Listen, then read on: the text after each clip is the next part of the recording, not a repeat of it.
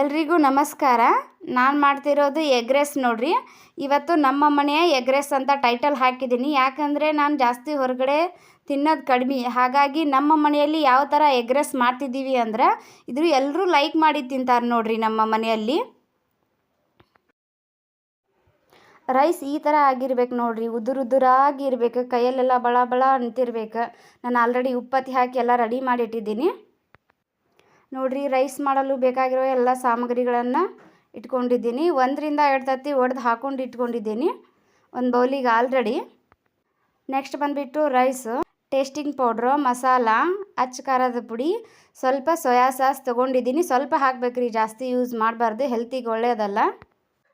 ಅಲ್ಲ, ಬೆಳ್ಳುಳ್ಳಿ, ಕೊತ್ತಂಬರಿ, ಮೆಣಸಿನ್ಕಾಯಿ ಹೆಚ್ಚಿಟ್ಕೊಂಡಿದ್ದೀನಿ ನೋಡ್ರಿ. ಈ ಥರ ತತ್ತಿ ಸಪ್ರೇಟಾಗಿ ಫ್ರೈ ಮಾಡಿ ಇಟ್ಕೊಳತ್ತಿದ್ದೀನಿ ನೋಡ್ರಿ. ನಾನು ಸ್ವಲ್ಪ ಕಲರ್ ಬ್ರೌನ್ ಕಲರ್ ಬರ್ಬೇಕು ನೋಡ್ರಿ. ಅದು ಅಲ್ಲಿ ತನಕ ನಾವು ಹುರ್ಕೋಬೇಕು ಅದನ್ನು. ಸ್ವಲ್ಪ ಎಣ್ಣೆ ಹಾಕ್ಬೇಕು, ಸ್ವಲ್ಪ ಎಣ್ಣೆದ್ರ ನಂತರ ಸ್ವಲ್ಪ ಚೆಂದಾಗ ಹುರ್ಕೋಬೇಕ್ರಿ ಅದನ್ನು. ಈ ಥರ ಹುರಿಬೇಕು ನೋಡ್ರಿ. ಅದು ಎಣ್ಣೆ ಜಾಸ್ತಿ ಆಗೈತನ ಸ್ವಲ್ಪ ಗುಳಿ ಬರ್ತಿದ್ದಾವೆ ನೋಡ್ರಿ. ನೋಡ್ರಿ, ನಾ ಇದಕ್ಕೊಂದು ಪ್ಲೇಟಿಗೆ ತಗೊಂಡು ಸಪ್ರೇಟ ಇಟ್ಕೋತೇನೆ ನೋಡ್ರಿ. ಬಾಣಲೆಗೆ ಎಣ್ಣೆ ಹಾಕ್ಕೊಂಡಿದ್ದೀನಿ, ಕಾಯಿಲಿ ಅದು ಸ್ವಲ್ಪ ಕಾದಿಂದಾಗ ಅಲ್ಲ ಮತ್ತು ಬೆಳ್ಳುಳ್ಳಿ ಪೇಸ್ಟ್ ಹಾಕಿದ್ದೀನಿ ನೋಡ್ರಿ. ಯಾವ ಥರ ಹುರ್ಕೋಬೇಕಂದ್ರೆ ಅದು ಬ್ರೌನ್ ಕಲರ್ ಆಗಬೇಕು. ಚೆನ್ನಾಗಿ ಬ್ರೌನ್ ಕಲರ್ ಆಯ್ತಂದ್ರೆ ಸ್ಮೆಲ್ ಎಲ್ಲ ಘಮ್ ಅಂತೈತ್ರಿ.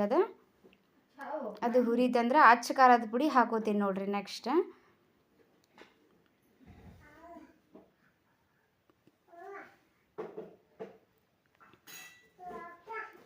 1 ರಿಂದ 2 ಸ್ಪೂನ್ ಅಚ್ಚ ಖಾರದ ಪುಡಿ ಹಾಕೋತಿದ್ದೆ ನೋಡ್ರಿ. ಖಾರ ನಿಮ್ಮ ಮನೆಯಲ್ಲಿ ಎಷ್ಟು ತಿಂತಾರೋ ಅದ್ರ ಮೇಲೆ ಡಿಪೆಂಡ್, ನೀವು ಹಾಕೋಬೋದು.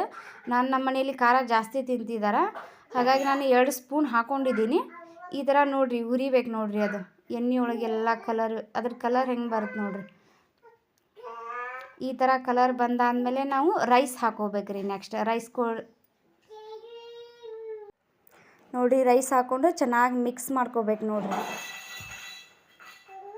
ನೋಡ್ರಿ ಸೂಪರಾಗಿ ಬರುತ್ತೆ ನೋಡ್ರಿ. ಅದು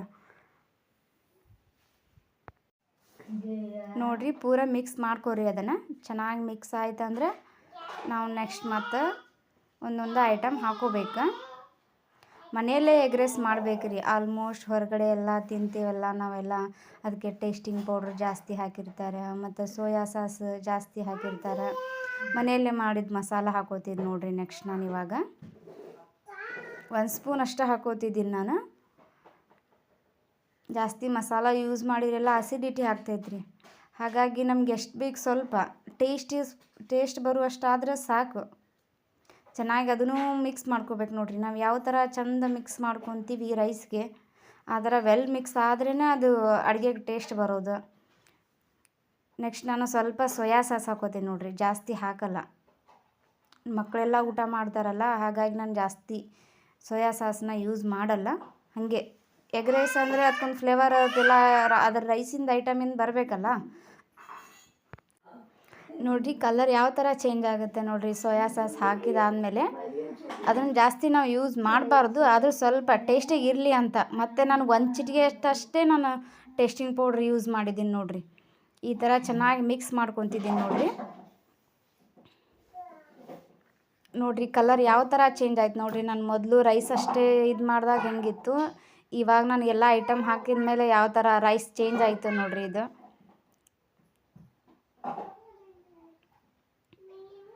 ಆಯ್ತು ನೋಡ್ರಿ, ರೆಡಿ ಆಯ್ತು ನೋಡ್ರಿ ಎಗ್ ರೈಸ್. ಸೂಪರ್ ಆಯ್ತು ನೋಡ್ರಿ.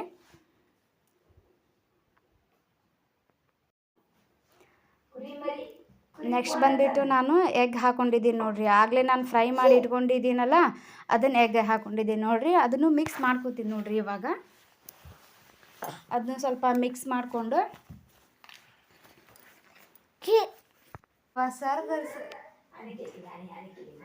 ನೋಡ್ರಿ ಎಗ್ ರೈಸ್ ನೋಡ್ರಿ ಯಾವ ಥರ ಬರ್ತಿದೆ ನೋಡ್ರಿ.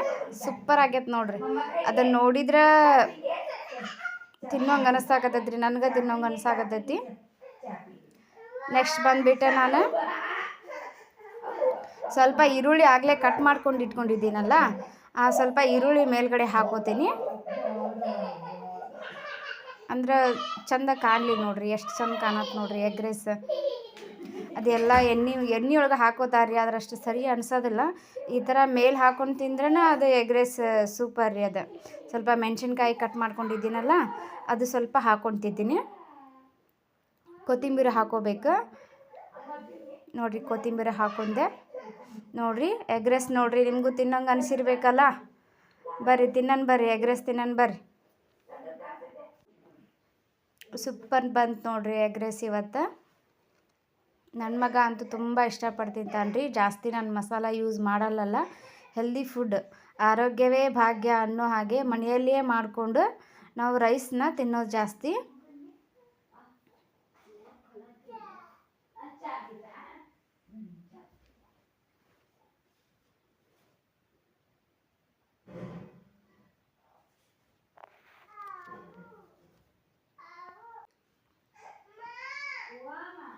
ಬರ್ರಿ ರೆಡಿ ಆಯ್ತು ಬರ್ರಿ ಎಗ್ ರೈಸ್.